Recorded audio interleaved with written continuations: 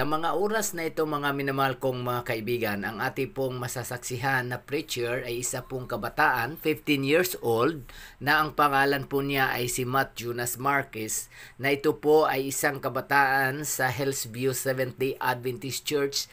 Matapang po niyang ipinahayag ang salita ng Diyos sa maraming tao sa loob ng bus, na ito po ay kinasabikan naman ng maraming mga pasahero ang pakikinig sa kanya.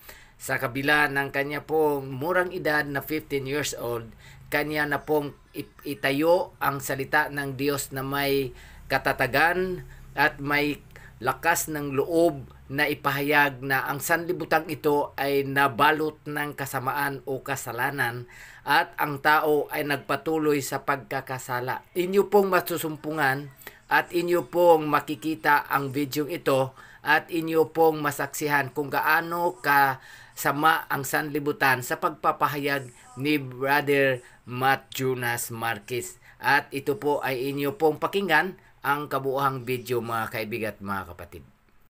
Aming pasahero, ayun po, sa ating pong biyahe ngayon ay nawa ingatan po tayo ng ating pong mahal na Panginoon. Ano po? Amen po. Mga kaibigan, mga kapwa naming pasahero, kami po ay nangangaral upang po para sa ating pong kaligtasan. Ano po? Nakasalalay, tunay nga ang sabi sa Biblia na ang kaligtasan na ipinagkakaloob sa bawat isa, sa bawat isang mananampalataya sa ating pong Panginoong Jesucristo. So ngayon mga kapatid, babalik natin ang ating pagtatalakayan sa ating pong creation, sa panimula. Okay? Sa panimula po, nilikha ng Diyos ang langit at ang lupa. Nilakha din ng Diyos ang mga tao upang maging katiwala. Ano po? Tayo po mga tao ay pinagkalooban ng Diyos ng buhay upang tayo po ay maglingkod sa Kanya. At gamitin ang buhay na ipinagkaloob ng ating Panginoon sa kabutihan. Kaya nga ang sabi niya, lalangin natin ang tao ayon sa ating larawan at ayon sa ating pag-uugali at kagandahan. Ano po? Kaso nga lang mga kaibigan, mga kapwa naming pasahero, ay ang mundo ngayon ay sobrang ligas ng makasama at kasamaan. Kaya ang tao ay nahulog sa kasalanan at ang tao ay napunta sa makasalanan na mundo. Pagkatapos magkasala ng tao ay patuloy na maglaganap ng kadiliman at ng kasamaan sa ating pong sanlibutan. Pero mga kaibigan, alam niyo po ba kung ano ang sanhi ng kamatayan? Okay po, sabi po sa Romans chapter 6 verse 23 sa ating pong banal na kasulatan, ang sabi po, sapagkat ang tao ay namamatay dahil sa kasalanan. Okay, namamatay po pala ang tao mga kaibigan, mga kapwa naming pasahero, ay dahil sa kasalanan. Ngunit ang kabayaran ng kasalanan ay si Kristo Jesus. Kung babasahin po natin ang John chapter 3 verse 16, ano yun?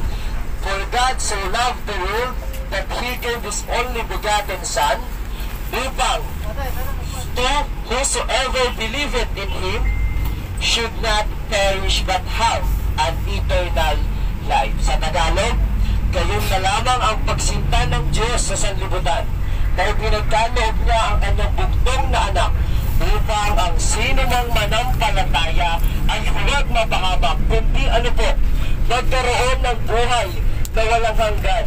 So si Kristo, ang dugo niya at ang kanyang laman ay ipinagkaloob sa bawat isa sa mga makasalanan upang ang gusto pala ni Kristo, kaya niya ipinagkaloob yung kanyang sarili, ay para tayo ay mailayo doon sa kapahamakan.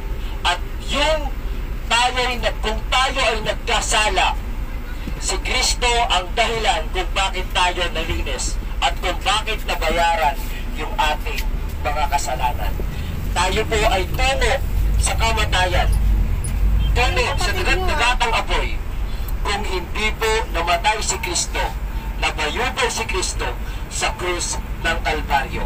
Kaya nga mga kaibigan, mga kapatid, mga kapwa naming pasahero, ipinapapatid namin sa inyo ngayon kung nawawalan tayo ng pag-asa, lumapit lamang po tayo kay Kristo. Kagaya ng sinabi sa libro ng kasaysayan ng pag-asa, naririto po ang mga paraan upang maibalik yung ating pong pag-asa na nawala. Okay, ang una pong dahilan ng pag-asa, bakit tayo namamatay sa mundo?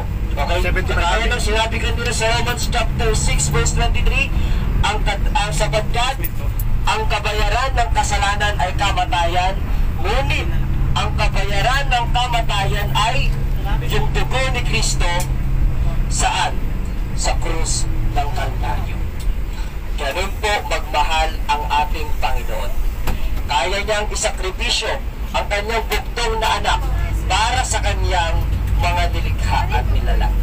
Ngayon mga kaibigan, mga kapwa naming pasahero, ito ay pag-asa na nagmumula sa Panginoon, sapagkat ito, oras na ito ay hindi lamang isang oras na hindi pinahintulutan. Pagpus mga kaibigan, mga kapatid, ginamit ng ating Panginoon ang ating pong driver at ating konduktor na payagan na makapagbahagi kami sa inyo ng salita niya.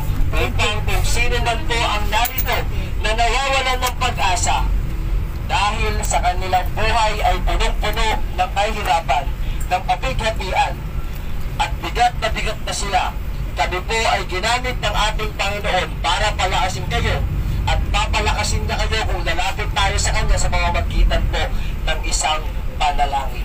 Mga kaibigan, mga kapatid, sa hapon pong ito ay ibabahagi ko sa inyo yung hindi matumbasan na pagmamahal ng ating pong Panginoong Jesucristo. Okay mga kapatid, mga kaibigan, ang sabi ni Kristo, for God so loved the world that He gave His only begotten Son, whosoever believeth in Him should not perish but have an eternal life. So lahat pala tayo ay magkakaroon ng buhay na walang hanggan. Ano lamang ang ating gagawin? Ang gagawin lamang po natin ay sumunod, magbasa, mag-aral ng Kanya pong salita na napakahalaga. Sa pagbabasa po ng Kanyang salita at paniniwala ay magkakaroon po tayo ng buhay na walang hanggan. Alam niyo ba mga kaibigan, mga kapatid, sinabi ni Kristo pagtapos niya mabayubay sa krus ng Kalbaryo, I am the truth, the life, and I am the way, the truth, and the life. No man come to the Father except through me. Sa Tagalog, ako ang daan, ang katotohanan, at ang buhay. Walang makakapunta sa Ama kundi sa pamamagitan ko. Kaya nga mga kaibigan, mga kapatid, kailangan natin ipalaganap ang salita ng Diyos upang yung ating pong mga buhay ay mayroong karugtong. Ano po? Anong gusto kong sabihin na mayroong karugtong? Bagamat ang tao, mga kaibigan, namamatay, ngunit sa pamamagitan ng pananampalataya ay muli tayong bubuhayin according to Revelation chapter 6. Ano po mga kaibigan, mga kapatid? Kaya ngayon, sa oras na ito, ay ipinababatid sa atin ng Panginoon